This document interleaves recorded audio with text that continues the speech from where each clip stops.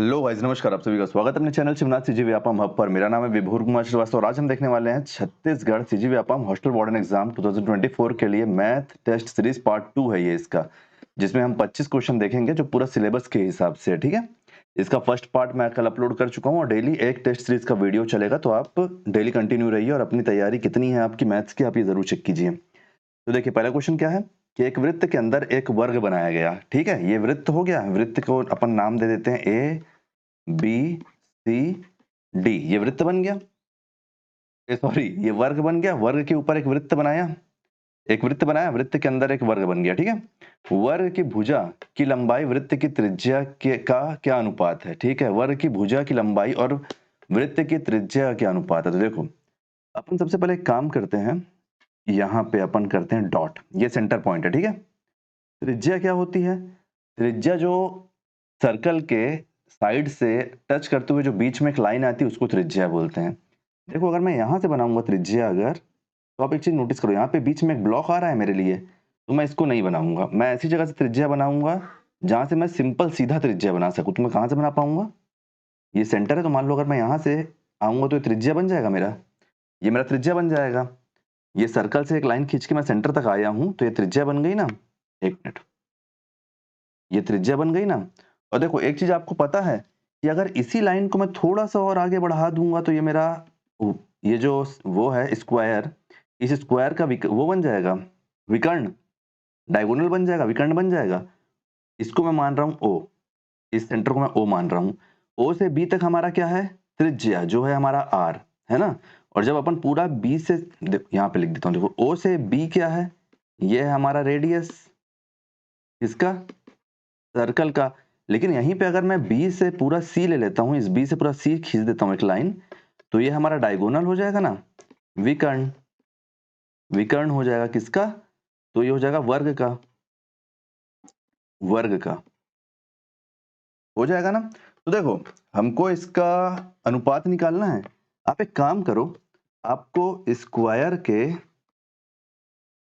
Square जो आपका वर्ग है, वर्ग का जो विकर्ण होता है उसका फॉर्मूला पता है आपको?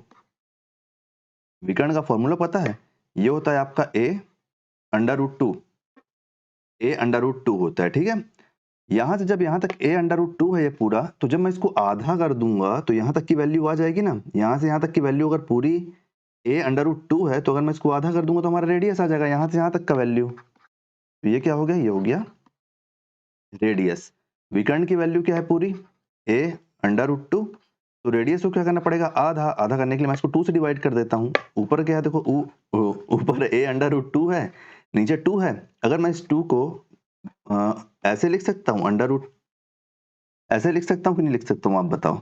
लिख सकता हूँ, क्योंकि जब मैं इन दोनों को इनटू करूंगा तो आपस में ये 2 हो जाएगा।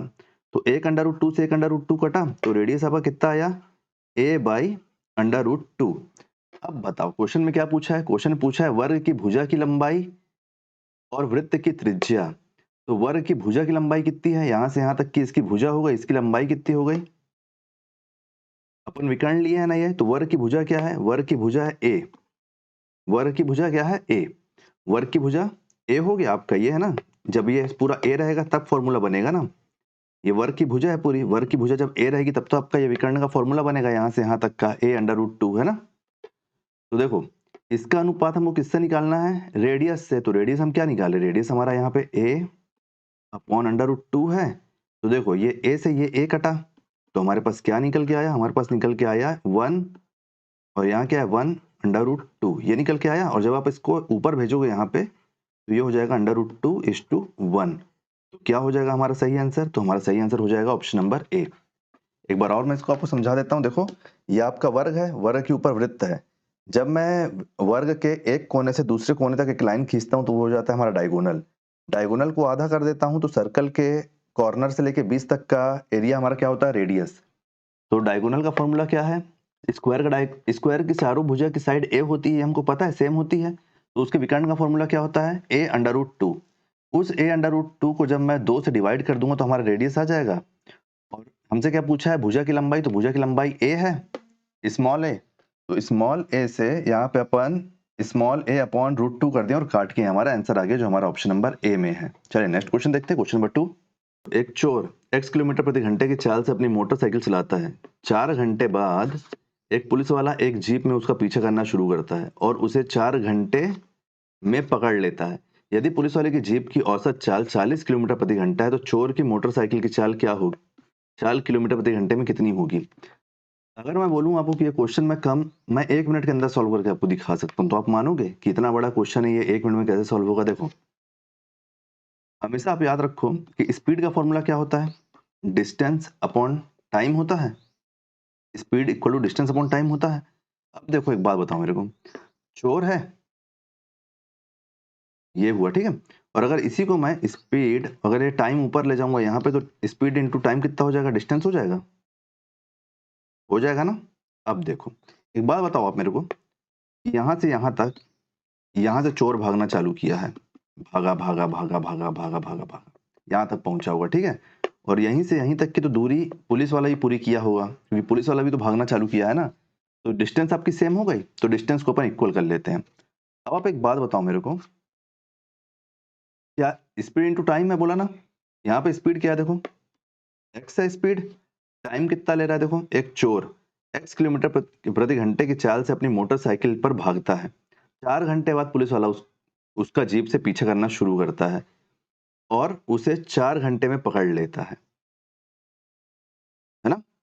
और अब क्या है, यदि पुलिस वाले की जीप की औसत चाल 40 किलोमीटर प्रति घंटा, तो आप एक चीज देखो, यहां से 4 घंटा लेट भागा है पुलिस वाला, ये 4 घंटा लेट भागा है यहाँ से, तो पहले ये 4 घंटे का टाइम जो ये लेट भागा है, और ये जो 4 घंटे बाद पकड़ा है, तो ये 4 घंटा, तो चोर को कितना टाइम मिल गया भागने का?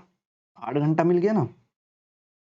8 घंटा नहीं मिला? देखो, पहली बात तो 4 घंटा लेट पुलिस भागना शुरू किया, तो वो 4 घंटा पहले चोर भाग गया होगा। फिर जो 4 घंटा पुलिस वाला लिया है, वो 4 घंटा भी चोर को मिला, तो चोर कितना भागा टोटल? टोटल चोर 8 घंटे भागा। अब देखो, पुलिस वाले की ये स्पीड इंटू टाइम चल रहा है ना, पुलिस वाले की गाड़ी की चाल क्या है? 40 किलोमीटर, तो यहाँ आप 40 लिखो, इंटू क्या करोगे आप यहाँ पे, पुलिस वाला कितना चलाया है? 4 घंटे बाद चलाया, लेकिन 4 घंटे ही चला है बस, तो ये इंटू यहाँ पे 4। बस अब इसको सॉल्व कर लो, आपका आंसर आ जाएगा। देखो, यहाँ पे हम क्या किए हैं, स्पीड 1 इंटू टाइम 1। कई लोगों को केवल क्या है, फॉर्मूला लिखना पसंद आता है, तो ये भी बता देता हूँ आपको, टाइम 1 है ना, और स्पीड 2 इंटू टाइम 2, बस और कुछ नहीं। ये हुआ यहाँ पे सॉल्यूशन। और अब आप इसको काटो, आपका क्या आंसर निकल के आता है? तो देखो, टाइम, इसको जब आप काटना चालू करोगे तो ये इससे कटेगा कितने बार में? 5 बार में। 8 पंचे 40 होता है, तो x की वैल्यू निकल के आ जाएगी 20 किलोमीटर प्रति घंटे की रफ्तार से भाग रहा था चोर। बोला था ना कि 1 मिनट से कम टाइम में बन जाएगा ये। जब आप इसको प्रैक्टिस करोगे तो 2 लाइन में आप क्वेश्चन खत्म कर दोगे। अभी मैं आपको समझा रहा था तो मेरे को तो टाइम लगेगा ही, तो ऑप्शन नंबर डी आपका सही आंसर हो जाएगा। चलिए नेक्स्ट क्वेश्चन देखते हैं। नेक्स्ट क्वेश्चन क्या है? क्वेश्चन नंबर 3 कि वह सबसे बड़ी संख्या कौन सी है जिससे 63, 77 और 98 को विभाजित किया जाने पर क्रमशः 3, 5 और 2 शेष बचते हैं। तो अब एक बात बताओ मेरे को, ये जो शेष बचा है, अगर मैं इसको इससे घटा दूंगा, जो संख्या दी हुई है अगर मैं इससे घटा दूंगा इसको, तो मेरे पास ऐसी संख्या मिल जाएगी जो टोटल डिवाइड हो रही है, तो अपन वही निकाल लेते हैं। तो देखो, 63 से जब आप 3 को घटा दोगे तो क्या होगा? 60। 77 से जब आप क्या है 5 को घटाओगे तो क्या बचेगा? 72। और फिर क्या है? फिर है आपका 98। 98 से जब आप 2 को घटा दोगे तो क्या आएगा? 96। अब ये तो विभाजित होगा ना उसी संख्या से जिससे ये शेष बचेगा, तो आप कुछ मत करो, बड़ी से बड़ी संख्या बोला है तो इन तीनों संख्या का HCF निकाल लो। HCF जो आएगा वही आपका आंसर रहेगा। देखो, 60 है, 2 से डिवाइड करो, सबसे पहले कितने बार में गया? 3 बार में, 0 बार में। फिर 2 से डिवाइड करो, कितने बार में गया? 15 बार में। फिर 3 से डिवाइड करो, कितने बार में गया? 5 बार में। छोड़ दो, 5 से करने की जरूरत नहीं है। अब क्या है? 72। 72 को डिवाइड करो किससे? 2 से, तो कितने बार में जाएगा? 36 बार में। फिर 2 से करोगे तो कितने बार में जाएगा? 18 बार में। फिर 2 से डिवाइड करोगे तो कितने बार में जाएगा? 9 बार में। फिर 3 से डिवाइड करो तो कितने बार में जाएगा? 3 बार में। और फिर इसको छोड़ दो यहाँ पे। अब देखो, फिर तीसरा घर क्या है? तीसरा घर है 96। यहाँ पे भी एक लाइन खींच देता हूँ। 96 किससे जा रहा है? 2 से जा रहा है, कितने बार में? 4 बार में, 8 बार में। फिर 2 से जा रहा है, कितने बार में? 2 बार में, 4 बार में। फिर 2 से जा रहा है, कितने बार में? 1 बार में, 2 बार में। फिर 2 से जा रहा है, कितने बार में? 6 बार में। फिर 2 से जा रहा है 3 बार में, और फिर ये यहीं पे है। तो देखो, कॉमन फैक्टर निकालो HCF के लिए। ये देखो, ये 2, ये 2, ये 2 कॉमन हुआ, इसको यहाँ से हटा रहा हूँ, तो ये 1 2, फिर देखो फिर यहाँ पे भी ये 1 2, ये 1 2, ये 1 2, फिर कॉमन हुआ तीनों में तो ये यहाँ आ गया, ये 1 3 यहाँ पे है, ये 1 3 यहाँ पे और 1 3 यहाँ पे है, तो 3। तो क्या निकल के आ रहा है सी? अब देखो 2 2 जा 4, 4 3 जा 12। अब आप एक चीज नोटिस करो, जब यहाँ 12 आया लेकिन यहाँ ऑप्शन में 12 नहीं है, लेकिन अगर इस 12 को मैं किसका गुणनखंड लिख सकता हूँ? देखो 2 इंटू 2 इंटू 3 है। अगर मैं देखो यहाँ पे तो हमारा आया था ना ये, तो अगर मैं इसको क्या लिख सकता हूँ? 2 इंटू 6 भी लिख सकता हूँ, लेकिन ऑप्शन में तो हमारे 6 है ना, 6 है, तो ऑप्शन नंबर सी हमारा सही आंसर हो जाएगा। तो कई बार ऐसा भी आएगा क्वेश्चन, ठीक है, तो इसके लिए भी आप तैयार रहना। अब देखो जैसे मान लो यहाँ पे 6 नहीं होता, अगर यहाँ पे 4 होता तो अपन 4 भी ले सकते थे, क्योंकि इन दोनों को टोटल करूंगा तो ये 4 हो जाएगा, 4 इंटू 3 4 हो जाता आपका आंसर। 3 होता तो ये 3 अकेला, तो 3 हो जाता है आंसर। ऐसा बनता है क्वेश्चन। चलिए नेक्स्ट क्वेश्चन देखते हैं, हर कॉन्सेप्ट आपका क्लियर होना चाहिए। नेक्स्ट क्वेश्चन है क्वेश्चन नंबर 4। यह वह बड़ी से बड़ी संख्या ज्ञात कीजिए जिससे 1580 और 3800 को विभाजित करने पर शेष क्रमशः 8 तथा 1 बचता है। ये सेम टू सेम पहले जैसा क्वेश्चन है, तो इसका आंसर आप मेरे को बताओ कमेंट में, ठीक है, बना के बनाना जरूर, 2 ही है, बहुत जल्दी से बन जाएगा ये। बड़ी से बड़ी संख्या बोला है ना, और आप देख लेना, मैं इससे पहले बताया था तीसरे नंबर में कि बड़ी से बड़ी संख्या में क्या होता है। क्वेश्चन नंबर 5 क्या है कि 4 संख्या ABCD इस प्रकार है कि उनका कुल औसत 39 है। AB का औसत 29.5 है और BD का CD का औसत क्या होगा? देखो ABCD है तो A plus B plus C plus D, इन चारों को जब मैं 4 से डिवाइड करूंगा तभी तो इसका औसत आएगा ना, क्योंकि ये 4 है। 4 को जब मैं 4 से डिवाइड करूंगा तो इसका औसत निकल के आ जाएगा प्लस D, इसका औसत निकल के आ जाएगा। तो इसका औसत क्या बोला है? 39। तो देखो इस 4 को जब मैं ऊपर जाके इससे इंटू करूंगा तो इसका टोटल हो जाएगा ये A plus B plus C plus D। 4 का इंटू जब मैं 39 से करूंगा तो कितना हो जाएगा? 4 इंटू 39, ऐसे लिख लेता हूँ, कंफ्यूज मत हो कोई। A plus B plus C plus D, 4 9 हो जाएगा आपका 36 का 6 3 4 3 12, तो ये हो जाएगा 156 इसका टोटल आया। अब देखो ए बी का औसत हमको यहाँ पे बता दिया है, यहाँ पे एक लाइन खींच लेता हूँ। ए प्लस बी का औसत बताया हमको, इसको जब 2 से डिवाइड करूंगा तभी तो इसका औसत आएगा ना, 29.5। तो देखो ए प्लस बी 29.5 इंटू 2, तो क्या निकल के आया हमारा? ए प्लस बी हमारा क्या निकल के आ रहा है? यहाँ से ए प्लस बी हमारा निकल के आ रहा है 29 29 58 58, और ये 1 59 59 हमारे यहाँ से निकल के आया। अब हमसे क्या पूछ रहा है? देखो कि CD का औसत क्या होगा? CD का औसत हमसे पूछ रहा है, जब हमको total A plus B plus C plus D दिया हुआ, जब मैं इससे घटा दूंगा A प्लस B तो मेरा C प्लस D तो आ ही जाएगा ना, इतना तो हमको कॉमन सेंस लगाना ही है। तो देखो यहाँ पे कितना है? यहाँ पे है 156 में से माइनस कर रहा हूं मैं 59, तो हमारा क्या आ रहा है? हमारा आ रहा है C प्लस D। तो देखो C प्लस D हमारे यहाँ से कितना आ जाएगा? जब मैं इसको इससे घटाऊंगा तो ये हो जाएगा 16 मान लो, ये हो गया 4, ये तो 0, ये हो गया 1, 6 से 9 जाएगा तो कितना बचेगा? 7, 14 से 5 जाएगा तो कितना बचेगा? 9, 97 आएगा। C प्लस D औसत निकालने बोला है, तो औसत निकालने के लिए इसको 2 से डिवाइड करते हैं, इसको 2 से डिवाइड करोगे तो औसत क्या निकल के आ जाएगा? C प्लस D का औसत निकल के आ जाएगा, प्लस D एवरेज लिखूंगा ना, AVG एवरेज लिखो, कितना निकल के आ जाएगा? देखो 40, यहाँ पे क्या बचा? 1, 46.5, सॉरी 48.5, चार दो चौके 8, यहाँ कितना बचा? 17, 2 8 जा 16 और 0.5, तो 48.5 आपका सही आंसर हो जाएगा। कहाँ पे है? 48.5 ऑप्शन में है, तो ऑप्शन नंबर ए आपका सही आंसर हो जाएगा। चलिए नेक्स्ट क्वेश्चन देखते हैं। नेक्स्ट क्वेश्चन क्या बोल रहा है? कहीं कोई डाउट होगा तो पूछ लेना, ठीक है ना। अरे 5 के बाद 7 कैसे आ गया? 6 का है, ये है 6। इसमें 3 संख्याओं का औसत 8 है, पहली 2 संख्याओं का औसत 6 है, अंतिम 2 संख्याओं का औसत 9 है। वह 3 संख्या ज्ञात कीजिए, ठीक है। 3 संख्याओं का औसत 8 है, तो देखो a प्लस बी प्लस सी, इसका औसत हमको 8 दे दिया है।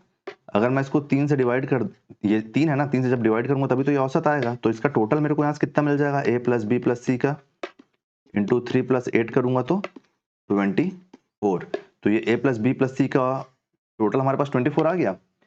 एक बात देखो कि पहली दो संख्याओं का औसत 6 है। पहली दो संख्या मतलब ये a प्लस बी है ना, a प्लस बी को जब मैं 2 से डिवाइड करूंगा तभी तो इसका औसत 6 आएगा ना। तो मतलब यहाँ से इसका टोटल क्या बन के निकल रहा है? इसका टोटल बन के निकल रहा है a प्लस बी क्या बन रहा है 12।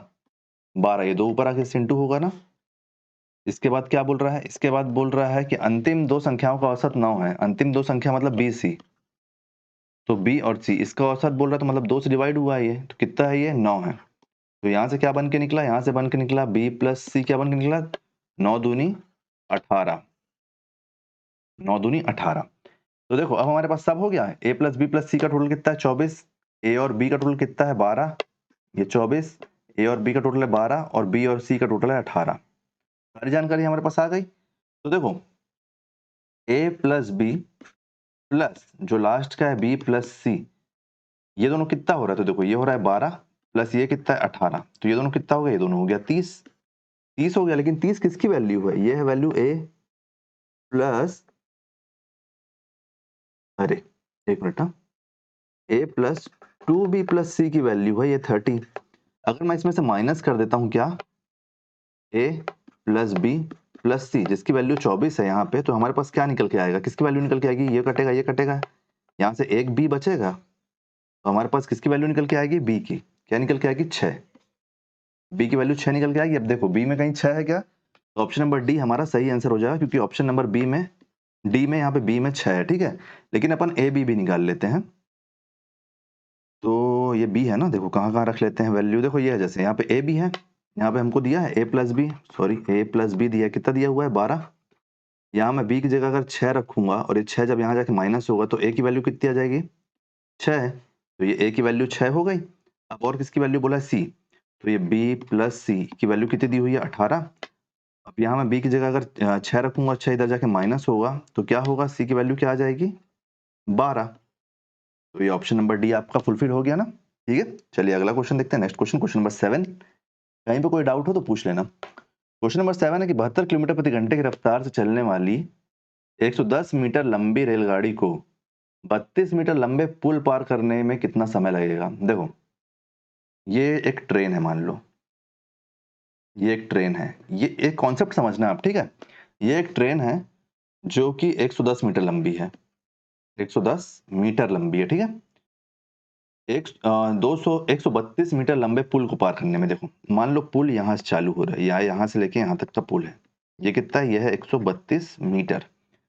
वो पार करने में कितना समय लगेगा? आप मेरे को एक चीज बताओ, ये जो ट्रेन है, ये ट्रेन जब भाग रही है, ये पुल है जब यहाँ से यहाँ तक, जब यहाँ से यहाँ ट्रेन पहुंचेगी तो ये इसको जब पार करेगी धीरे धीरे धीरे, तो ये पुल की भी तो लंबाई इसमें जुड़ेगी, पुल और ये दोनों लंबा हो जाएगा, तब ये हमारा टोटल डिस्टेंस बनेगा। तब ये हमारा टोटल डिस्टेंस बनेगा। ठीक है, जब दो ट्रेन रहेगी उसका क्वेश्चन अपन बाद में करेंगे। जब दो ट्रेन एक दिशा में चलती है तो क्या होता है? ऐड। जब दो ट्रेन विपरीत दिशा में चलती है तो माइनस होती है उसकी क्या? लंबाई। इतना आप याद रखना। अब ये पुल है तो अभी मैं पुल को लेकर चल रहा हूँ, तो पुल तो बैठा हुआ है, उसके ऊपर से गाड़ी निकल रही है, तो इन दोनों का टोटल डिस्टेंस कितना हो जाएगा? टोटल, एक मिनट ना,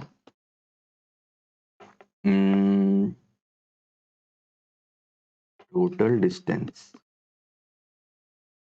टोटल डिस्टेंस कितना हो जाएगा? 110 मीटर प्लस 132 मीटर, ये कितना हो जाएगा? ये हो जाएगा 242 मीटर। ये आपकी कुल दूरी हो गई। ठीक है, कुल दूरी निकल गई। अब एक चीज देखो आप, जब ये मीटर में है तो स्पीड आपका किलोमीटर प्रति घंटे में कैसे हो सकती है? इसको भी तो हमको मीटर प्रति सेकंड में चेंज करना पड़ेगा। तो देखो 72 किलोमीटर प्रति घंटे चल रही है, तो इसको जब मैं मीटर में कन्वर्ट करूंगा तो इसको 1000 से मेरे को इंटू करना पड़ेगा, क्योंकि एक मीटर एक किलोमीटर में 1000 मीटर होता है, तो इसीलिए मैं इसको 1000 से इंटू कर दिया हूं। ठीक है, अपॉन प्रति घंटे की रफ्तार है ये, तो एक घंटे में कितना मिनट होता है? ये 60 मिनट। 60 मिनट लिखूं चाहे एक घंटा लिखूं, बात तो एक ही हो जाएगा ना। 60 मिनट, मिनट, इसको अगर मैं 60 सेकंड से इंटू कर दूंगा, एक मिनट में 60 सेकंड होता है, तो 60 सेकंड से इंटू कर दिया तो ये हमारा कन्वर्ट हो गया ना, ये जो स्पीड है कन्वर्ट हो गया हमारी हमारी मीटर प्रति सेकंड में। मीटर प्रति सेकंड में देखो कैसे कटेगा ये, 2 जीरो से 2 जीरो कटा, 6 से ये कटेगा कितने बार में, ये जाएगा एक बार में, ये जाएगा 2 बार में, एक बार में 2 बार में कट गया। अब देखो और कट जाएगा ये कितना हो जाएगा, ये जाएगा 2 बार में, तो 20 मीटर प्रति सेकंड, ये हमारी रफ्तार आ गई। अब हमसे क्या पूछ रहा है, पुल पार करने में कितना समय लगेगा, समय, तो distance equal to sorry speed equal to distance upon time होता है। इसी फॉर्मूले को आप चेंज कर दो, आप ऊपर टाइम ले जाओ और डिस्टेंस नीचे, स्पीड नीचे आ जाएगा, तो डिस्टेंस अपॉन स्पीड हो जाएगा ये, है ना। तो देखो टाइम इक्वल टू डिस्टेंस कितना है हमारा, टाइम इक्वल टू डिस्टेंस कितना है 242, और टाइम कितना लग रहा है, टाइम लग रहा है सॉरी स्पीड कितनी लग रही है, स्पीड लग रही है 20। बस आप इसको काट दो, आपका आंसर आ जाएगा। तो देखो डायरेक्ट काटें, डायरेक्ट काटते हैं, देखो 20 से काटेंगे, 20 से कम 20, यहाँ पे कितना बचा 42, 20 दूनी 40.1, 20.1 मीटर प्रति सेकंड आपका आंसर आ जाएगा। कौन सा ऑप्शन में है, ऑप्शन नंबर 12.1 मीटर प्रति सेकंड, ऑप्शन नंबर ये, ऑप्शन नंबर सी आपका सही आंसर हो जाएगा। कहीं भी डाउट हो पूछ लेना। सॉरी मीटर प्रति सेकंड क्यों लिख रहा हूँ, हो जाता है यार, कभी कभी हमसे भी गलती हो जाती है। सेकंड लगेगा, सेकंड लगेगा टाइम, ठीक है सेकंड। अगर इसमें भी कोई भी डाउट होगा तो आप पूछ लेना मेरे से, मैं आपको बता दूंगा आगे चल के शॉर्ट बना के, या फिर कैसे भी एक नया वीडियो में, या फिर अपन अभी थर्ड सीरीज भी लेके आएंगे ना, तो उसमें अपन एक नया क्वेश्चन ऐड कर देंगे ऐसे ही वाला। चलिए नेक्स्ट क्वेश्चन देखते हैं, नेक्स्ट क्वेश्चन क्या है हमारा। तो नेक्स्ट क्वेश्चन है, एक मिनट ना, next question, question number 8। Question number 8 है, किसी त्रिभुज के आधार को आगे बढ़ाने पर दोनों ओर बनने वाले बाह्य कोण 121 डिग्री और 104 डिग्री है। त्रिभुज के सबसे बड़े कोण का मान क्या है। देखो ये एक त्रिभुज है, किसी त्रिभुज, ये ए बी सी, ये एक त्रिभुज था, ठीक है। इसके आधार को बढ़ाना था, तो ये मैं पहले से यहाँ पे डायग्राम बना के रखूँ, ये आधार बढ़ गया इसका दोनों तरफ, एक आधार बढ़ा है भाई इधर और एक आधार बढ़ गया इधर। तो देखो बाहर बनने वाला कोण क्या क्या हो रहा है, तो ये कितना डिग्री है, ये हो रहा है 121 डिग्री। वहीं पे ये कितना डिग्री है, ये है 104 डिग्री, ठीक है। इतना समझ में आ गया। अब देखो त्रिभुज में सबसे बड़ा कोण कौन सा होगा, बड़े कोण का मान क्या होगा। एक प्रॉपर्टी जो मैं आपको बार बार बताता हूं कि एक सीधी रेखा है बनने वाला कोण जो होगा वो 180 डिग्री का होगा। तो जब ये 121 डिग्री है, तो इसको 180 डिग्री करने के लिए, कितना करने के लिए 180 डिग्री, क्योंकि सीधी रेखा बना है और ये भी सीधी रेखा बना है, तो इसको भी मेरे को 180 डिग्री करना पड़ेगा। कितना करना पड़ेगा, 180 डिग्री, है ना। तो देखो ये 180 डिग्री है, 180 डिग्री से अगर मैं 121 डिग्री को घटाऊंगा तो यहाँ से कितना बचेगा हमारे पास 59, ये हो जाएगा 59 डिग्री, यहाँ पे 59 डिग्री बचेगा, 59 ही तो बचेगा ना, 9 इसमें ऐड होगा तो 30, हाँ ठीक है। और यहाँ से कितना बचेगा, यहाँ से बचेगा 76 डिग्री, 76 डिग्री, ठीक है। 76 डिग्री को जब मैं 104 डिग्री में ऐड करूंगा तो 180 डिग्री हो जाएगा। अब इसका भी कोण का मान निकाल लेते हैं, तभी तो हमको पता चलेगा, तो इसको अपन x डिग्री मान लेते हैं। एक प्रॉपर्टी हमको और पता है कि अंदर के सभी कोणों का मान, एक त्रिभुज के अंदर के सभी कोणों का मान, अंतर कोणों का मान कितना होता है, 180 डिग्री होता है, कई बार बता चुका हूं आपको। तो बस यहाँ से आप x की वैल्यू निकाल लो, जिससे हमको कंपेयर करने में आसानी हो जाए। तो देखो ये कितना है, ये है x प्लस 59 और 76 कितना हो जाएगा, ये दोनों हो जाएगा आपका 5 और एक 15 और एक सॉरी ये हो जाएगा 13, कितना ही होगा ना 12, 120 और 15 कितना होगा 135 डिग्री। यहाँ पे कितना है, यहाँ पे 180 डिग्री। जब आप इस 135 डिग्री को 180 डिग्री से घटाओगे तो क्या निकल के आएगा, निकल के आएगा x इक्वल टू क्या हो जाएगा, ये 45 डिग्री, 45 डिग्री। तो इसका मान क्या हो जाएगा, इसका मान हो जाएगा 45 डिग्री। अब हमसे क्या पूछ रहा है, त्रिभुज में सबसे बड़ा कोण कौन सा है। तो सबसे बड़ा कोण कौन सा है, हमको अलग ही दिख रहा है कि हमारे डायग्राम के हिसाब से एंगल सी जो कि 76 डिग्री है वो सबसे बड़ा है। ऑप्शन नंबर सी आपका सही आंसर हो जाएगा। चलिए नेक्स्ट क्वेश्चन देखते हैं, अगर इसमें भी कोई भी डाउट हो तो पूछ लेना। नेक्स्ट क्वेश्चन क्या है हमारा, नेक्स्ट क्वेश्चन है क्वेश्चन नंबर 9 कि 11 सेंटीमीटर 7 सेंटीमीटर और 14 सेंटीमीटर की भुजा वाले एक त्रिभुज का क्षेत्रफल ज्ञात कीजिए। ज्ञात कर लेते हैं। सबसे पहले अपन ये देखते हैं कि क्या ये समकोण है। तो इसमें सबसे बड़ी भुजा कौन सी है, 14 है। तो 14 का जब मैं स्क्वायर करूंगा तो क्या निकल के आएगा 196 सॉरी 196। यहीं पे अगर मैं 11 का स्क्वायर करूंगा तो क्या होगा 121 और 7 का करूंगा तो 149 नहीं ये समकोण त्रिभुज नहीं है इस हिसाब से, ठीक है, मतलब ये नॉर्मल वाला त्रिभुज है आपका, नॉर्मल त्रिभुज, ये नॉर्मल त्रिभुज। इसमें क्या क्या बता दिया हमको, एक भुजा बता दिया है 11, एक भुजा बता दिया है 7 और एक भुजा बता दिया है 14। ये हो गया ए, ये हो गया बी, ये हो गया सी। अरे बोल क्या रहा हूं, लिख क्या रहा हूं, ए बी सी। वो जो मैं स्क्वायर निकाला था वो पाइथागोरस थ्योरम था, ठीक है। देखो जब ऐसा होगा, जब हमारे पास यहाँ पे 90 डिग्री का एंगल नहीं बन रहा है तो हम कैसे निकालेंगे, हम सबसे पहले अर्ध परिमाप निकालते हैं इसका, अर्ध परिमाप, अर्ध परिमाप निकालते हैं। वो कैसे निकलता है, वो निकलेगा आपका a plus b plus c upon 2, upon 2 करना पड़ेगा। देखो ये क्या है, ये है a, ये है b, ये है c, क्या हो जाएगा, ये हो जाएगा 11 प्लस 14 प्लस 7 अपॉन 2।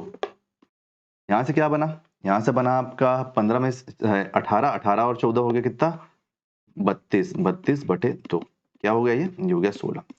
16 निकल के आया यहाँ से आपका, ये अर्ध परिमाप है, इसको अपन बोलते हैं s, इसको s से डिनोट करते हैं, हमेशा याद रखना s, ठीक है। अब देखो ऐसे ट्राइंगल में एरिया का फॉर्मूला क्या बनता है, एरिया का फॉर्मूला बनता है s, फिर s minus a, s minus b, s minus c।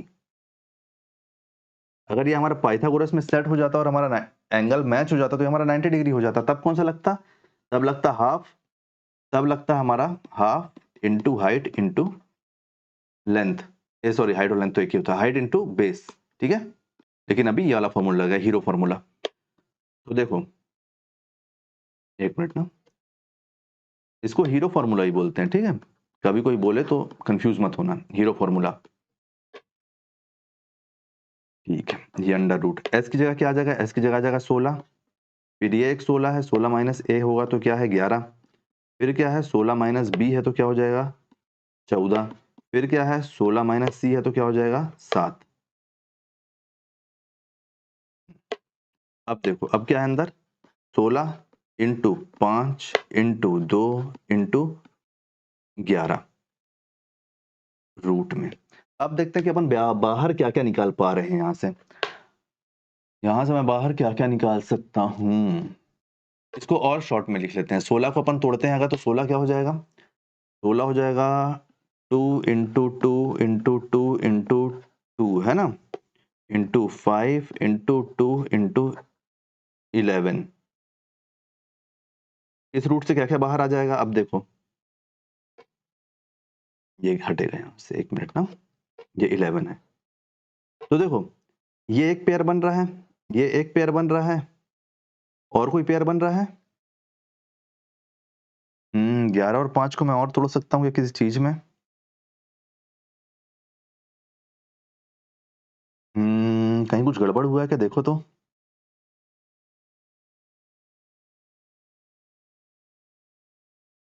ये कितना है, यह है 11, 11 और 7 हो गया 18, 18 और 14 हो गया 32, 32 को 2 से डिवाइड किया, ये ठीक है। यहाँ पे ये है 16, 16 इससे बचा 5, इससे बचा 2, यहाँ पे 9 बचेगा ना, तभी तो दोस्तों तुम लोग बताते नहीं हो यार, लेकिन तुम लोग बताओगे भी कैसे, लाइव क्लास भी तो नहीं है, लाइव होती तो बताते। यहाँ पे होगा 9 और 9 को जब मैं काटूंगा तो हो जाएगा 2 और ये हो जाएगा 3, ये हो जाएगा 3। तो देखो एक पेयर ये भी बन रहा है, एक पेयर ये भी बन रहा है ना, तो मैं कहाँ पे लिखूं, अब कहाँ पे लिखूं, जगह भी तो नहीं है। 9, अरे एक मिनट यार, कंफ्यूजन ही कंफ्यूजन। देखो 11 हटेगा, यहाँ पे 11 की जगह 9 आया है, एक मिनट ना, कहाँ तक थे अपन, यहाँ 2 है, यहाँ पे 9 है, यहाँ पे 9 है, 9 को तोड़ेंगे तो क्या होगा 3 इंटू 3। अब देखो ये हो गया, ये हो गया, और कुछ टूट रहा है, और कुछ टूट रहा है, ये हाँ ये 3, ये 3 भी तो बाहर जाएगा, इसको क्यों नहीं बाहर निकाल रहा हूं मैं। तो देखो हमारे पास क्या क्या निकल के आ गया बाहर, मैं यहाँ पे लिख रहा हूँ ना सबसे ऊपर, डायग्राम हटा रहा हूँ, डायग्राम हटा दे रहा हूँ, डायग्राम हटा दे रहा हूँ। देखो क्या क्या बाहर आया, देखो 2 बाहर आया, फिर ये 2 बाहर आया, 3 बाहर आया, अंदर क्या बचा, अंदर बचा 5 इंटू 2। तो हमारा यहाँ पे क्या हुआ, देखो 2 2 जा 4, 4 3 जा 12, 12 और अंदर के बचा अंडर रूट 10। तो यही हमारा आंसर हो जाएगा, यही एरिया हो जाएगा ट्राइंगल का, एरिया ऑफ ट्राइंगल। कहाँ पे है? 12। ये ऑप्शन नंबर सी आपका सही आंसर हो जाएगा। चलिए नेक्स्ट क्वेश्चन देखते हैं। नेक्स्ट क्वेश्चन क्या है? कहीं कंफ्यूजन हो तो पूछ लेना, ठीक है? कभी कभी हो जाता है यार मिस्टेक, थोड़ा सा काम चला लिया करो। देखो क्या है यहाँ पे कि एक ट्राइंगल एबीसी जिसमें ए बी 110 डिग्री है, तो जब ए बी 110 डिग्री है तो ए का माप क्या होगा? देखो ये वाला अब कई लोग आप लोग सोच रहे हो कि ये वाला डायग्राम क्यों बना है, ये वाला डायग्राम क्यों नहीं बना? सोच रहे हो ना 90 डिग्री वाला, 90 डिग्री वाला क्यों नहीं बना? इसलिए नहीं बना क्योंकि जब बी और सी का टोटल हमको 110 डिग्री दे दिया है, टोटल 180 डिग्री होता है, तो यहाँ से तो 70 ही डिग्री बच रहा है, 70 डिग्री बच रहा है ना। तो ऑप्शन नंबर ए आपका सही आंसर हो जाएगा, लेकिन मैं इसको सॉल्व करके आपको दिखा रहा हूँ, इसलिए ये वाला डिग्री नहीं होगा। जब 90 डिग्री बचता तब होता ये वाला। देखो ये कैसे बना है क्वेश्चन, ये होगा आपका एंगल बी है, ये ए बी सी। देखो एंगल बी और एंगल सी, इन दोनों का मान हमको टोटल 110 डिग्री दे दिया है, ठीक है? तो हमको एंगल ए का मान निकालना है कि क्या होगा। हमको एक चीज पता है कि आंतरिक सभी एंगल का टोटल क्या होता है? Angle A plus angle B plus angle C क्या होता है? 180 डिग्री होता है, 180 डिग्री होता है। तो देखो angle A plus angle B plus C का मान कितना दिया हुआ है? 110 डिग्री, और यहाँ पे कितना? 180 डिग्री। वही बोलता हूँ ना, कई क्वेश्चन आपको सॉल्व करना नहीं पड़ेगा, एक बार आपका कॉन्सेप्ट क्लियर हो गया ना, तो वो आप देखोगे और आप राइट मार्क के जाओगे आगे। अब कई लोग बोलोगे इतना इजी क्वेश्चन आएगा क्या? क्वेश्चन तब इजी लगते हैं जब बनते हैं, जब नहीं बनते हैं तो वो क्वेश्चन इजी नहीं लगते। और ये सारे क्वेश्चन कहीं ना कहीं पेपर में आए हुए हैं, तो सारे ही क्वेश्चन इंपॉर्टेंट है, ठीक है? चलिए नेक्स्ट क्वेश्चन देखते हैं। नेक्स्ट क्वेश्चन क्या है? ये आपका सही आंसर हो गया ना। Next question, question number 11। Question number 11 की उस त्रिभुज का क्षेत्रफल ज्ञात कीजिए जिसकी भुजाएं 5 सेंटीमीटर है, 12 सेंटीमीटर और 13 सेंटीमीटर है। तो आप एक चीज देखो कि क्या यहाँ पे हमारा पाइथागोरस थ्योरम लग रहा है?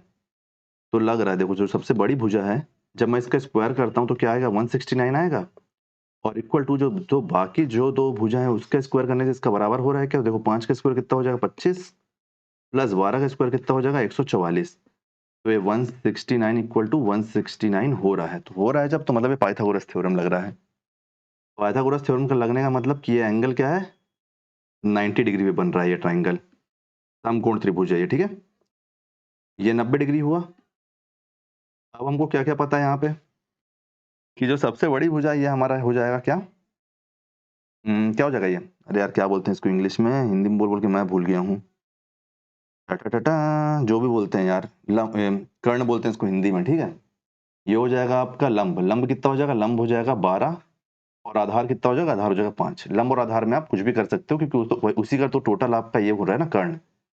तो देखो अब यहाँ पे जब ऐसा ट्राइंगल बनता है समकोण का, तो इसके एरिया क्या फॉर्मूला होता है? यार मैं भूल गया है यार, बताओ तुम लोग इसको कि कर्ण को इंग्लिश में क्या बोलते हैं? हाइपोटेन्यूस, हाइपोटेन्यूस, हाइपोटेन्यूस बोलते हैं। देखो ये एरिया का फॉर्मूला क्या होता है? 1/2 इंटू हाइट इंटू बेस। ये आपका एरिया का फॉर्मूला है समकोण का, ठीक है? तो ये हो गया 1/2। हाइट कितनी है? हाइट है 12, और बेस कितना है? बेस है 5। जब आप इसको इससे काटोगे तो ये क्या हो जाएगा? 6। 6 पंचे क्या आएगा? 30।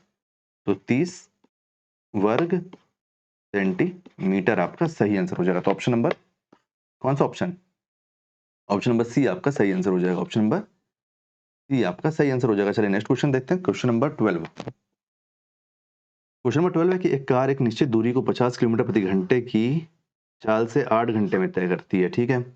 इसी दूरी को 5 घंटों में तय करने के लिए इसकी चाल में कितनी वृद्धि होनी चाहिए? इसी दूरी को 5 घंटे में तय करने के लिए इसकी चाल में कितनी वृद्धि होनी चाहिए? अच्छा घुमा के पूछ रहा है। आप एक काम करो, आप डिस्टेंस को डिस्टेंस मान लो। डिस्टेंस को डिस्टेंस मान लिया। फॉर्मूला क्या है? Speed equal to distance upon time, ये है फॉर्मूला। अगर मैं ठीक है, speed equal to distance upon time, ठीक है। ये इसको अपन कैसे सॉल्व करेंगे? देखो क्या निकालना? चाल में वृद्धि निकालना है, ठीक है? हमारे पास क्या क्या है? 50 किलोमीटर प्रति घंटा मतलब स्पीड है, और चाल है हमारे पास 8 घंटा। तो देखो स्पीड है, ये स्पीड कितनी है? स्पीड है 50 किलोमीटर प्रति घंटा, तो यहाँ पे स्पीड आ गया। डिस्टेंस कितना है हमको पता नहीं, और टाइम कितना है? टाइम है 8 घंटा। तो देखो टोटल डिस्टेंस कितना आ गया? जब ये ऊपर आके इधर इंटू होगा तो कितना हो जाएगा? 400 किलोमीटर टोटल डिस्टेंस आ गया। टोटल डिस्टेंस आ गया।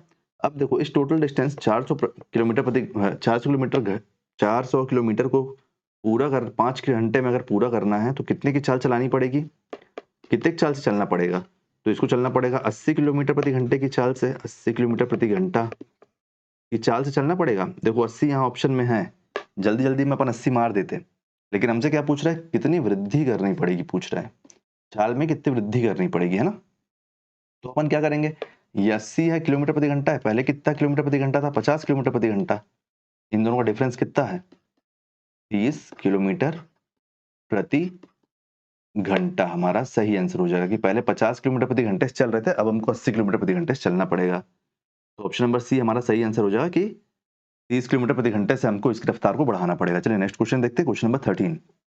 एक त्रिभुज का क्षेत्रफल 456 वर्ग सेंटीमीटर है, इसकी ऊंचाई 24 सेंटीमीटर है, तो इसके आधार की लंबाई क्या होगी। सिंपल, जब हमारे पास आधार दिया हुआ है तो अपन एरिया को कौन सा फॉर्मूला लगाएंगे, half into height, half into height into base.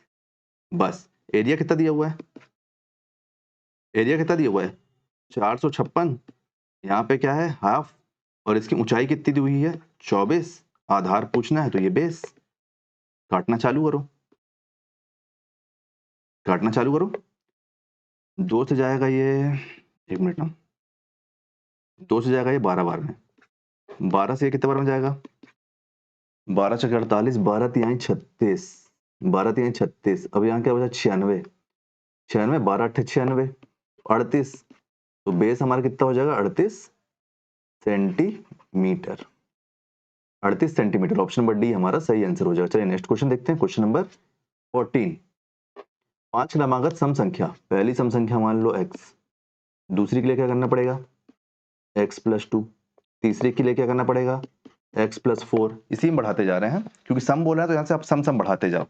तीसरी के लिए क्या करना पड़ेगा x+6, सॉरी चौथी के लिए x+6, और पांचवी के लिए x+8। देखो अगर मैं यहाँ पे x+2 करता तो भी तो यही निकल के आता ना, इसीलिए डायरेक्ट।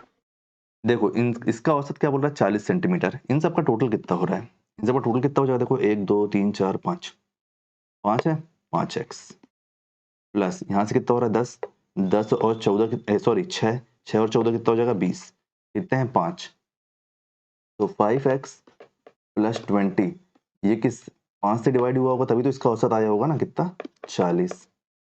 यहाँ से मैं x की वैल्यू निकाल ले रहा हूँ सबसे पहले, तो ये कितना हो गया, ये ऊपर यहाँ जाएगा तो इंटू होगा इससे, 5x प्लस 20 इक्वल टू 5 ऊपर जाके इससे इंटू होगा तो कितना हो जाएगा 40 प्लस 5, 5x, ये कितना हो गया इधर, इधर हो गया 200, ये 20 इधर जाके माइनस होगा इससे, ये कितना हो जाएगा 20, क्या बचा 5x इक्वल टू 180, काटो क्या बचा x इक्वल टू 3 जा 15 6 जा 30, x की वैल्यू 36 आई। अब क्या निकल रहा है इसमें, इन संख्याओं में सबसे छोटी संख्या का मान क्या है, सबसे छोटी संख्या का मान क्या है, सबसे छोटी संख्या का मान 36 है, क्योंकि x का मान 36 आया है अगर, तो सबसे छोटी संख्या भी तो x है, तो ऑप्शन नंबर बी आपका सही आंसर हो जाएगा। चलिए नेक्स्ट क्वेश्चन देखते हैं, क्वेश्चन नंबर 15 क्या होगा। क्वेश्चन नंबर 15 है हमारा कि चार संख्या WXYZ को आरोही क्रम में व्यवस्थित किया गया, सबसे छोटी तीन संख्याओं का औसत 22 है,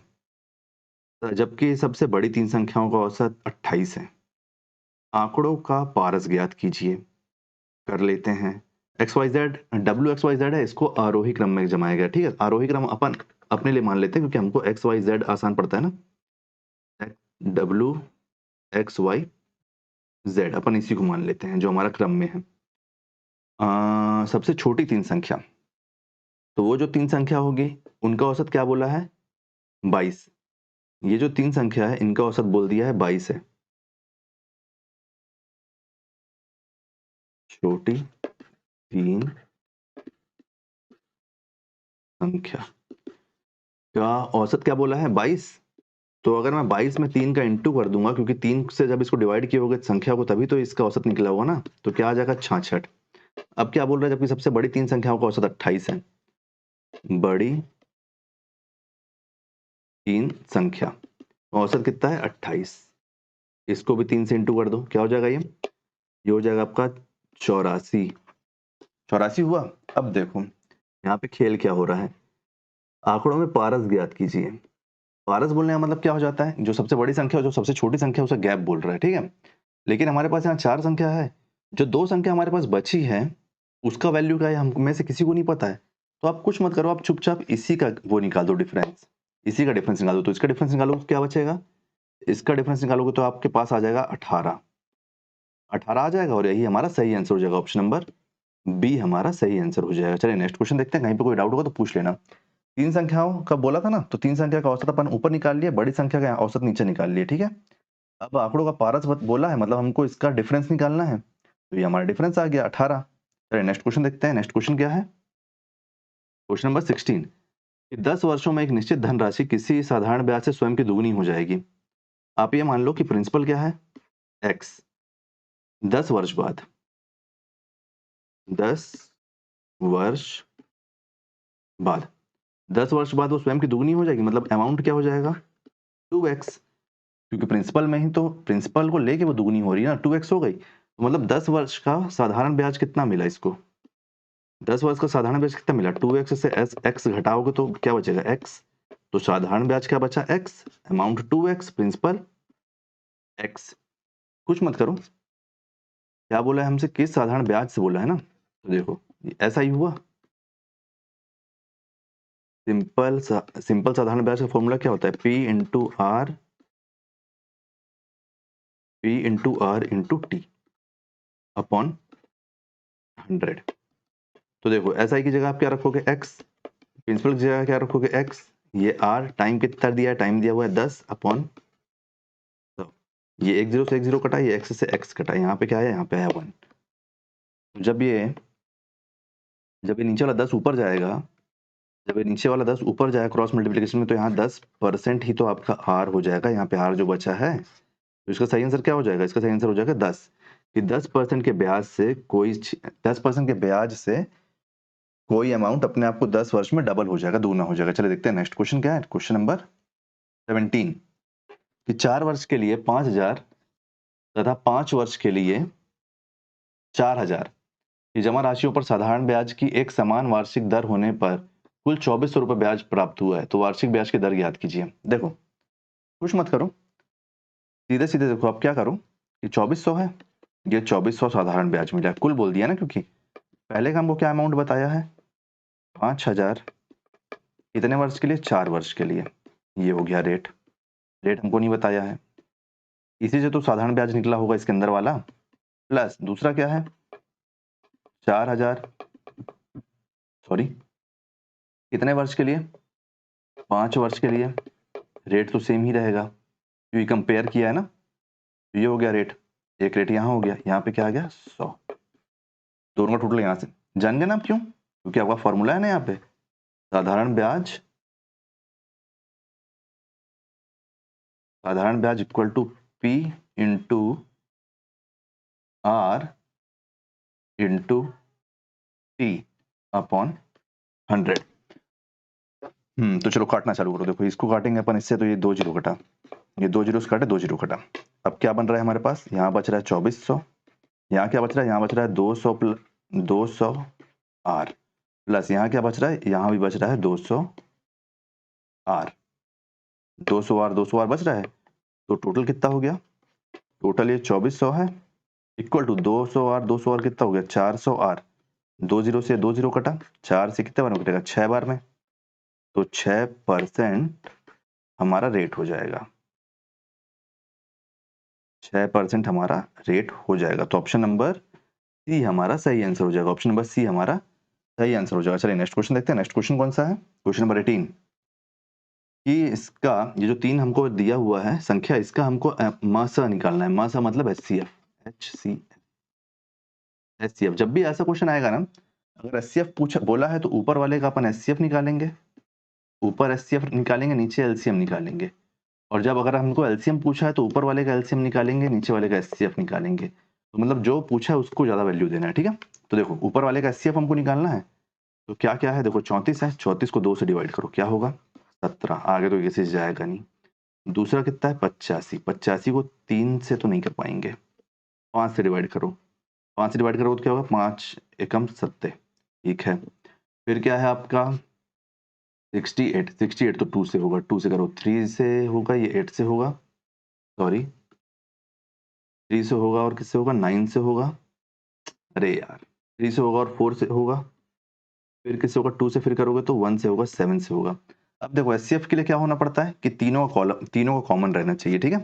एचसीएफ निकालना है तो ऊपर वाले का क्या निकालेंगे अपन, एचसीएफ, और नीचे वाले का क्या निकालेंगे, एलसीएम। तो देखो ऊपर क्या आ गया, ऊपर आ गया 17, क्यों, क्योंकि 17 कॉमन है तीनों में, यहाँ भी 17 है, यहाँ भी 17 है और यहाँ भी 17 है, तो ये 17 एचसीएफ हो गया। कौन कौन से ऑप्शन में, देखो ऑप्शन नंबर ए और सी। ऊपर का एचसीएफ निकल गया, अब क्या निकालेंगे हम निकालेंगे नीचे का एलसीएम। नीचे का एलसीएम कैसे निकलेगा, देखो 9 है, ये है 18, ये है 45।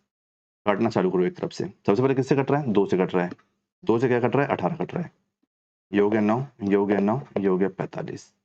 अब ये किससे कट रहा है, ये कट रहा है 3 से, 3 बार में, 3 बार में, 1 बार में, 5 बार में।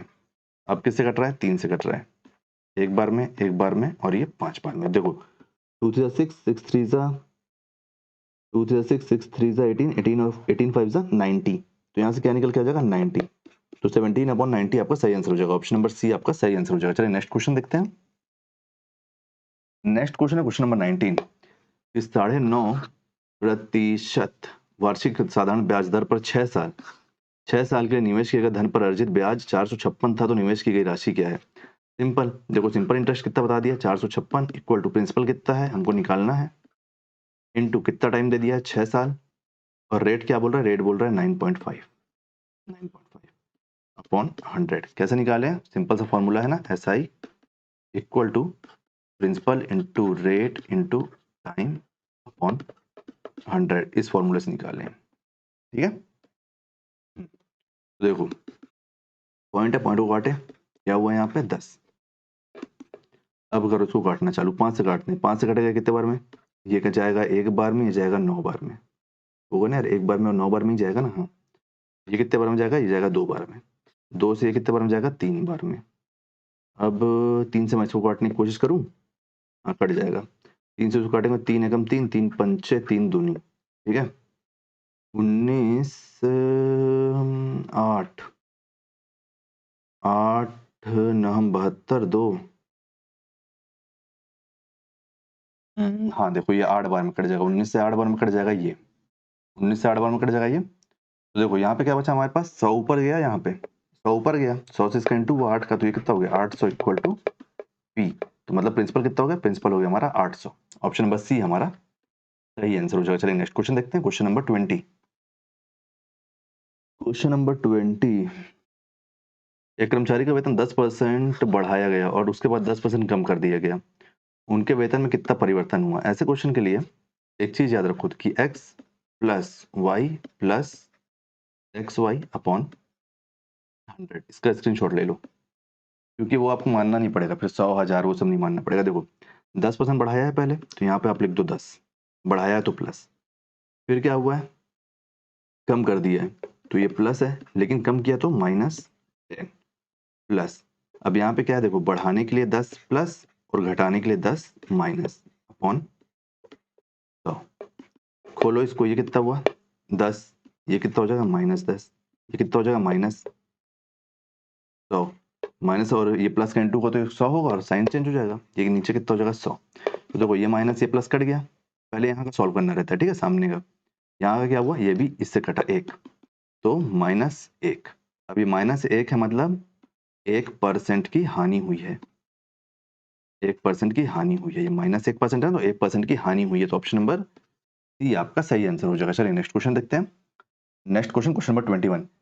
3 संख्याओं का औसत 7 है, पहले 2 का औसत 5 है, जबकि अंतिम 2 का औसत 8 है। 3 संख्याएं क्रमशः कौन सी है, ठीक है। तो देखो x मान लो प्लस y मान लो प्लस z मान लो, x मान लो प्लस y मान लो प्लस z मान लो, इन तीनों का औसत क्या बोल रहा है, इन तीनों का औसत बोल रहा है 7। तो मतलब इसका, ये तो साला z भी मेरे को तो उसके जैसे लग रहा है, 2 के जैसे, सॉरी z, इसका टोटल कैसे होगा, ऊपर जाएगा ये, तो ये x plus y plus z, ये कितना हो जाएगा यहाँ से 21। अब देखो पहला जो 2 है, मतलब x प्लस वाई, इसका औसत क्या बोल रहा है 5, मतलब ये 2 से इसको इंटू हुआ होगा, तो जब यहाँ से ऊपर आके इंटू हुआ तो इसका टोटल कितना आ जाएगा 10।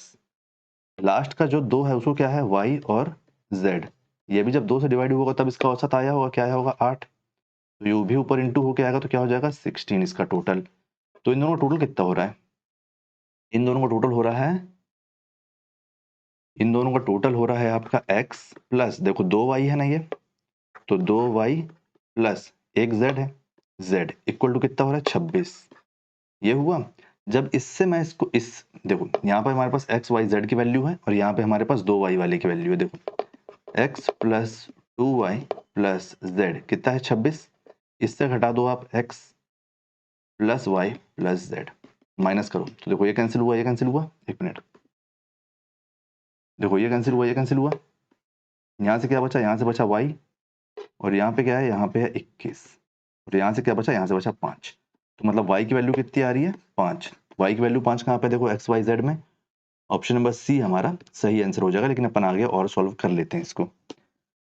तो देखो जब मैं इसका वैल्यू यहाँ पे रखूंगा, यहाँ पे हमारे पास एक्स वाई की वैल्यू क्या आई है, x प्लस वाई की वैल्यू 10 आई है, y की जगह अगर मैं 5 रखता हूँ और 5 को जब मैं इससे घटाऊंगा तो यहाँ पे क्या आएगी, x की वैल्यू 5 आ जाएगी, ये देखो x की वैल्यू 5 है।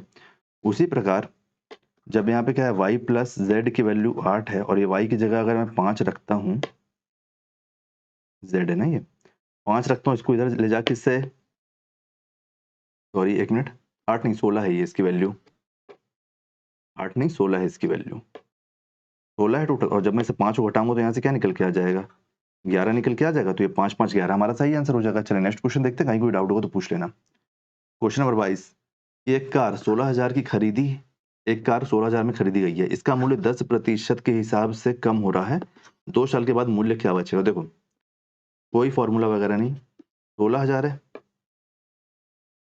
इसको मैं आपको 2 तरीके से बता सकता हूँ, लेकिन मैं आपको ऐसे बताता हूँ। देखो 16,000 है, 10% इसका वैल्यू गिर रहा है, मतलब कितना हो जाएगा, 90% बचेगा अगले साल तक।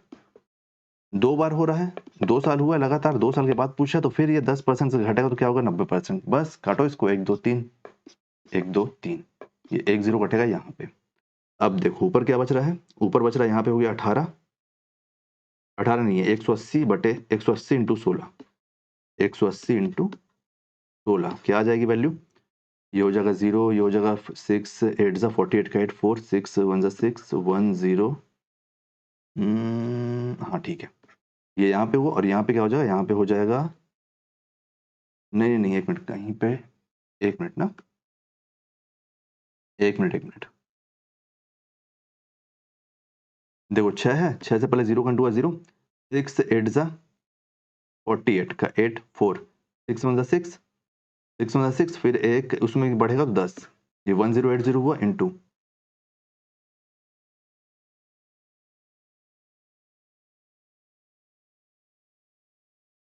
अच्छा यहाँ पे गलत हो गया है ना, सॉरी सॉरी सॉरी सॉरी, 9 नाम 81 होता है, 8100, 8100 इंटू 16 करो, हो जाता है मिस्टेक, ये हुआ 6 6, ये हो गया कितना 48, ये एक लगा यहाँ पे क्या हुआ, यहाँ पे हुआ 8 1 10, ऐड करो कितना हुआ ये 0 6 9 12, 12,960 इसकी वैल्यू बचेगी, 12,960, ऑप्शन नंबर बी आपका सही आंसर हो जाएगा। चलिए नेक्स्ट क्वेश्चन देखते हैं, नेक्स्ट क्वेश्चन क्या बोल रहा है। नेक्स्ट क्वेश्चन है क्वेश्चन नंबर 23, कि एक भिन्न y बटे x, y बटे x के अंश में 12% की वृद्धि होती है, अंश मतलब ऊपर, तो मतलब ये 112 हो जाता है, 112% हो जाता है, परसेंट भी कर लेता हूँ चलो, अपॉन 100 हो जाएगा, लेकिन इसको कोई मतलब नहीं है, और हर में 2% की कमी हो जाती है, 2% की कमी मतलब 98%, तो उस भिन्न का मान 6/7 हो जाता है, 6/7, उस भिन्न का मान, मूल भिन्न ज्ञात करना है, ठीक है, देखो परसेंट से परसेंट काट लो, नीचे 100 नहीं करना पड़ेगा, ठीक है। अब इसको काटना चालू करो, कैसे कैसे काट सकते हो, 2 से काटो, 2 से 5 बार में जाएगा, 6 बार में जाएगा, 4 बार में जाएगा, 9 बार में जाएगा, 7 से चले जाएगा 7 बार में, 6 से चले जाएगा, 6 से जाएगा, नहीं नहीं 6 से नहीं जाएगा, 6 से नहीं जाएगा, एक बार ये 7 हुआ, यहाँ 7 है ना, ये जाएगा, हाँ 7 से जाएगा 8 बार में, अब ये जाएगा 3 बार में 2 से, और ये जाएगा 4 बार में, तो मूल भिन्न क्या बचा, y है या x है, ऊपर क्या है 3, ये जाएगा नीचे, तो यहाँ क्या हो जाएगा 4। ऑप्शन नंबर ए आपका सही आंसर हो जाएगा कि 3/4 इसका मूल भिन्न था पहले। तो नेक्स्ट क्वेश्चन देखते हैं, कहीं कोई डाउट होगा तो पूछ लेना। क्वेश्चन नंबर 24, यदि टमाटर की कीमत में 25% की वृद्धि की जाए तो आप एक बात बताओ, आप ये मान लो कि पहले टमाटर की कीमत 100 रुपए थी, मतलब 1 किलोग्राम। 1 किलोग्राम में कितने ग्राम टमाटर होते हैं? 1000 ग्राम। 1000 ग्राम, तो ये मान लो आपकी पहले 1000 ग्राम की कीमत कितनी थी? 100 रुपए। 100 रुपए थी, ठीक है। 25% की वृद्धि हो गई, तो अब कितनी हो गई? 125 रुपए। 25% की वृद्धि हो गई ना। सुधा टमाटर पर केवल 15% अधिक खर्च करना चाहती है, तो सुधा द्वारा प्राप्त टमाटर की मात्रा में कितने परसेंट की कमी आएगी? निकाल लेते हैं। देखो, जब आप मेरे को एक बात बताओ, पहले 1000 ग्राम टमाटर 100 रुपए में आ रहे थे, अब 1000 ग्राम टमाटर 125 रुपए में आ रहे हैं। सुधा केवल 15% की वृद्धि चाहती है, तो मतलब पहले सुधा 100 रुपए खर्चा कर रही थी, अब सुधा कितना रुपए करना चाहती है खर्चा? 115 रुपए मात्र। इतना आप समझ गए ना, 115 रुपए मात्र। तो आप मेरे को एक बात बताओ कि 1 रुपए में कितना टमाटर आएगा? तो आप 1000 ग्राम को डिवाइड कर लो 125 से, तो यहाँ पे बढ़ी हुई कीमत का 1 ग्राम का टमाटर आ गया। 1 रुपए में कितना टमाटर आएगा वो पता चल जाएगा हमको। आप इसको इंटू कर लो 115 रुपए में। 115 रुपए जो सुधा खर्चा करना चाहती है, तो सुधा को कितना टमाटर मिलेगा यहाँ से? देखो, अब हम क्या निकाल सकते हैं? अब हम ये निकाल सकते हैं कि देखो, जैसे 1000 ग्राम था टमाटर, 1000 ग्राम हम टमाटर हम माने हैं, 125 रुपए बढ़ी हुई कीमत है, तो इस बढ़ी हुई कीमत में 1 रुपए में कितना टमाटर आएगा यहाँ से हमको पता चल गया।